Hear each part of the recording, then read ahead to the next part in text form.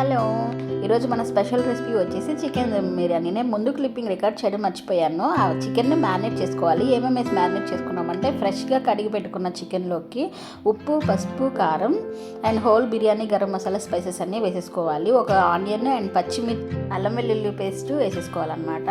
And gravy కోసం ఎండుమిర్చి paste వేసుకుంటే మ్యారినేట్ చేసుకునేటప్పుడే ఒక టమాటా, కొత్తిమీర, పుదీనా కూడా వేసుకుంటే బాగుంటుంది. 1 అవర్ వరకు పక్కన పెట్టేసుకోవాలన్నమాట. స్టవ్ ఆన్ చేసేసి మనం మ్యారినేట్ చేసి పెట్టుకున్న చికెన్ని బాయిల్ చేసుకోవాలి. కొంచెం సేపు ఇలా వాటర్ బయటకు వచ్చే వరకు బాయిల్ చేసుకున్న తర్వాత మనం ముందుగా కడిగి పెట్టుకున్న బియ్యాన్ని దీనిలోకి ట్రాన్స్ఫర్ చేసేసుకొని ఒకసారి చికెన్, ఈ బియ్యం ఇదంతా కూడా మసాలాలో కొంచెం సేపు మగ్గించుకోవాలి.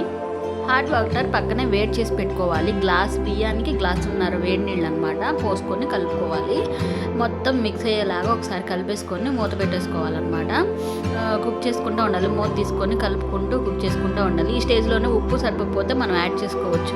ఐదర్ గరం మసాలా కూడా సరిపోయినా మనం ఈ టైంలోనే యాడ్ చేసుకోవచ్చు అనమాట. ఇలా కొంచెం దగ్గర పడిన తర్వాత ఫ్లేమ్ని మీడియం ఫ్లేమ్కి అడ్జస్ట్ చేసుకొని కొంచెం నెయ్యి అండ్ ఆల్సో కొంచెం కొత్తిమీర వేసేసుకొని ఇంకా దమ్ పెట్టేసుకోవాలి. ఆ ఉన్న కొంచెం వాటర్ తోటి ఇది బాగా ఉడుకుతుందన్నమాట. చూడండి ఎంత మంచిగా ఉడికిందో. పీస్ ఉడికిద్ది అండ్ రైస్ కూడా మంచిగా ఉడికిద్ది. సింపుల్గా దమ్ బిర్యానీ ఈ విధంగా చేసుకోవచ్చు. తినడానికి కూడా చాలా ఎమ్మిగా ఉంటుంది అంటే బాగుంటుంది. అండ్ మనకు నచ్చిన కాంబినేషన్ తోటి ఇంకా తినడమే చికెన్ ఆర్ మటన్ తోటి. మేమైతే గోంగూర అండ్ పెరుగు కాంబినేషన్ తిన్నాము. ఇప్పటివరకు వీడియో చూస్తున్నాం. చాలా థ్యాంక్ యూ. Please subscribe.